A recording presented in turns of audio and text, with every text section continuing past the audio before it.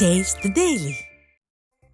வேலூரில் பணி நிரந்தரம் உட்பட பல்வேறு கோரிக்கைகளை நிறைவேற்ற வலியுறுத்தி தமிழ்நாடு துவக்கப்பள்ளி ஆசிரியர் சங்கம் சார்பில் தர்ணா போராட்டம் நடைபெற்றது. ஆட்சியர் அலுவலகம் முன்பு திரண்ட அரசு பள்ளி ஆசிரியர்கள் ஏராளமானோர் தேர்தலின் போது அறிவித்த வாக்குறுதிகளை நிறைவேற்றாத விடியா திமுக அரசை கண்டித்து முழக்கம் எழுப்பினர்.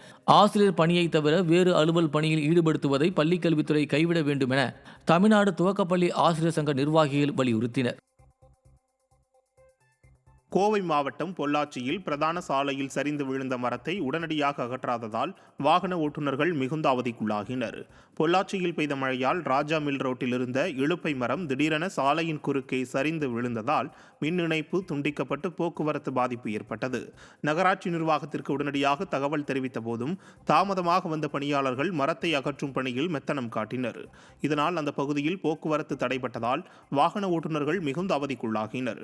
விடியா ஸ்டாலின் ஆட்சி மீது அரசு அதிகாரிகளுக்கு துளியும் பயமில்லாததால் மக்கள் மிகவும் துன்பப்பட்டு வருவதாக விமர்சனம் எழுந்துள்ளது.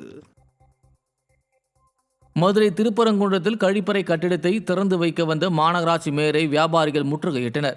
திருப்பரங்குன்றம் பேருந்து நிலையத்தில் 35 லட்சம் ரூபாய் மதிப்பீட்டில் புதிதாக கழிப்பறை கட்டடம் கட்டப்பட்டது. இதனை மாநகராட்சி மேயர் இந்திராணி திறந்து வைத்தார். அப்போது குடிநீர், மின்சாரம் உள்ளிட்ட பல்வேறு கோரிக்கைகளை வலியுறுத்தி மேயரை முற்றுகையிட்டு வியாபாரிகள் வாக்குவாதத்தில் ஈடுபட்டனர். இதனைத் தொடர்ந்து திருப்பரங்குன்றம் கிரிவலம் பாதையில் 25 லட்சம் ரூபாய் மதிப்பீட்டில் புதிதாக கட்டப்பட்ட கழிப்பறை கட்டடத்தையும் மேயர் திறந்து வைத்தார்.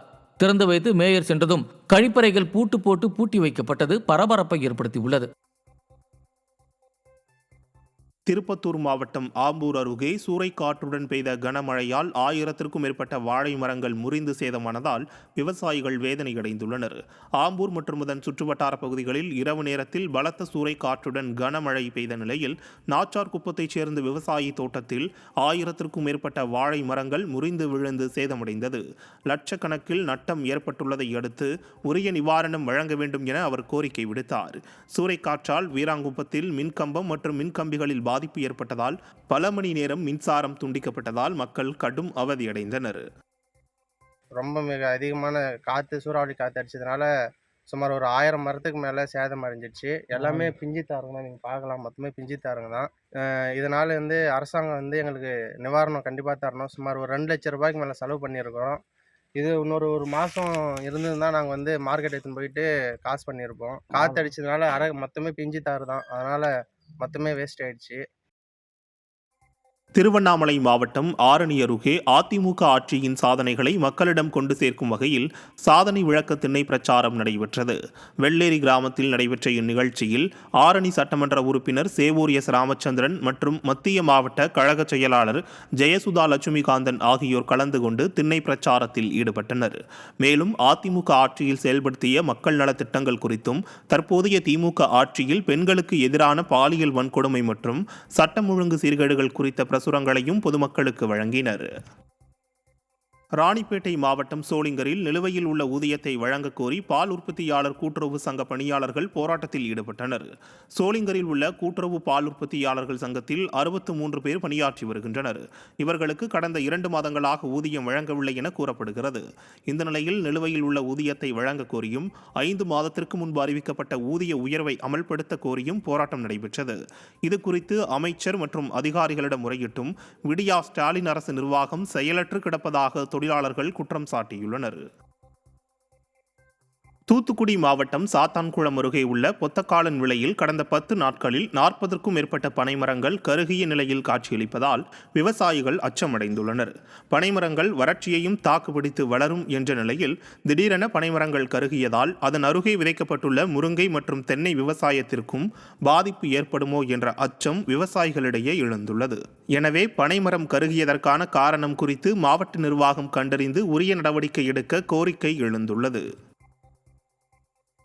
திருவாரூர் மாவட்டம் முத்துப்பேட்டை கடல் முகத்துவாரம் அருகே அழுகிய நிலையில் 40 வயதுடைய ஆண் சடலம் கண்டெடுக்கப்பட்டது அதிர்ச்சியை ஏற்படுத்தியுள்ளது. அலையாத்திக்காடு கடல் பகுதியில் உடல் முழுவதும் அழுகி அடையாளம் கண்டுபிடிக்க முடியாத நிலையில் மீட்கப்பட்ட சடலம் உடற்கூராய்வுக்காக அனுப்பி வைக்கப்பட்டது.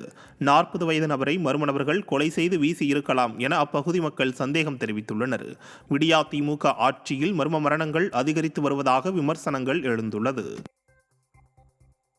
கடலூர் மாவட்டத்தில் உள்ள வீராணம் ஏரியின் கரையோரங்களில் நுரை ஒதுங்குவதால் விவசாயிகள் அதிர்ச்சியடைந்துள்ளனர். இதுகுறித்து அதிகாரிகளிடம் புகார் தெரிவித்தும் நடவடிக்கை எடுக்கவில்லை என்று கூறும் மக்கள் ஏரி தண்ணீரில் ரசாயனம் அல்லது கழிவுகள் கலக்கப்பட்டிருக்கலாம் என அச்சம் தெரிவிக்கின்றனர். நீர் வளங்களை பாதுகாப்பது குறித்து விடியா ஸ்டாலின் அரசுக்கு துளியும் அக்கறை இல்லை என விமர்சனங்கள் எழுந்துள்ளது. ஆட்சி அமைத்தவுடன் பழைய ஓய்வூதிய திட்டம் அமல்படுத்தப்படும் என்று கூறிய ஸ்டாலின் அரசு தற்போது குழு அமைத்திருப்பதை தமிழர் ஆசிரியர் கூட்டணி பொதுச் செயலாளர் அண்ணாமலை கடுமையாக விமர்சித்துள்ளார். திண்டுக்கல்லில் செய்தியாளரை சந்தித்த அவர் ஸ்டாலினின் தந்தை கருணாநிதி குழு அமைப்பதும் கல்லை போடுவதும் ஒன்று என கூறியதை நினைவு கூர்ந்தார். அத்துடன் தொடக்க கல்வி ஆசிரியர் பதவி உயர்வு மற்றும் மாறுதல் ஆகியவற்றை பாதிக்கும் அரசாணையை ஸ்டாலின் அரசு கொண்டு வந்திருப்பதாகவும் தெரிவித்தார். அவர் சொன்னதையும் செய்யலை, எங்கள் ஆசிரியர் சொல்லாததையும் செய்யலை, கொடுத்த வாக்குறுதியும் செய்யவில்லை. இதில் எந்த இடத்துல வேணாலும் நாங்கள் ஒரு பட்டிமன்றம் போட்டு கூட நாங்கள் நிரூபிக்க தயாராக இருக்கிறோம். நிதித்துறை அமைச்சர் தொகுதியில் தனியாருக்கு சொந்தமான இடத்தில் கட்டப்பட்டுள்ள பேருந்து நிறுத்த கட்டடத்தை அகற்றக் கோரி நில உரிமையாளர் போர்க்கொடி தூக்கியுள்ளதால் பரபரப்பு ஏற்பட்டுள்ளது. விருதுநகர் மாவட்டம் எம் ரெட்டியப்பட்டியைச் சேர்ந்த ராம் பிரசன்னா என்பவருக்கு சொந்தமான இடத்தில் 6,50,000 ரூபாய் செலவில் பேருந்து நிறுத்தத்திற்கான கட்டடம் கட்டப்பட்டுள்ளது. அதனை கண்டு அதிர்ச்சியடைந்த ராம் பிரசன்னா தனக்கு சொந்தமான இடத்தில் கட்டப்பட்டுள்ள பேருந்து நிறுத்தத்தை அகற்ற வேண்டும் என திருச்சுழி ஊராட்சி ஒன்றிய அலுவலக அதிகாரிகளிடம் கோரிக்கை விடுத்துள்ளார். விடியா ஸ்டாலின் ஆட்சியில் நிதித்துறை அமைச்சர் தங்கம் தென்னரசு தொகுதியில் கமிஷன் பணத்திற்கு ஆசைப்பட்டு மக்கள் வரிப்பணம் வீணடிக்கப்பட்டுள்ளதாக மக்கள் குற்றம் சாட்டினர். மொத்த பஸ் ஸ்டாப்புமே வந்து எங்க இடத்துக்குள்ள இருக்கு அப்படின்னு சொன்னாங்க. ஸோ நான் அதுக்கப்புறம் இப்போதான் வந்து பார்க்குறப்ப வந்து மொத்த பஸ் ஸ்டாப்புமே வந்து என் இடத்துக்குள்ள வருது. ஸோ இது சம்மந்தமாக என்ன பண்ணுறது அப்படின்னு பார்த்து நான் போய் வீடியோ போய் பார்த்து என்னன்னு கேட்குறப்ப வந்து அவங்க இல்லை நாங்களும் அதை சர்வே பண்ணி தான் நாங்கள் கட்டியிருப்போம் அப்படின்னாங்க. இல்லை மேடம் நீங்கள் சர்வே பண்ணியிருந்தீங்கன்னா எனக்கு தெரிவிச்சிருக்கணும்ல, எனக்கு அந்த மாதிரி எந்த தகவலுமே இல்லை. இப்போ வந்து பார்க்குறப்ப நானும் சர்வே பண்ணி பார்க்குறேன், நானும் அதே சர்வேக்கிட்ட சர்வே கட்டி தான் பார்த்தேன் நான். பட் சர்வே பார்க்குறப்ப வந்து மொத்த பஸ் ஸ்டாப்மே வந்து என் இடத்துக்குள்ள தான் வருது அப்படின்னு கேட்டிருந்தேன் நான். அவங்க வந்து அதுக்கு சரி நீங்கள் ஒரு பெட்டிஷன் கொடுங்க, அதுக்கு என்னென்னு பார்ப்போம் அப்படிங்கிற மாதிரி சொல்லிட்டாங்க. ஸோ அதான் இப்போ வந்து எனக்கு என் இடத்துக்குள்ள இருக்க பஸ் ஸ்டாப்பை வந்து எனக்கு அகற்றணும்.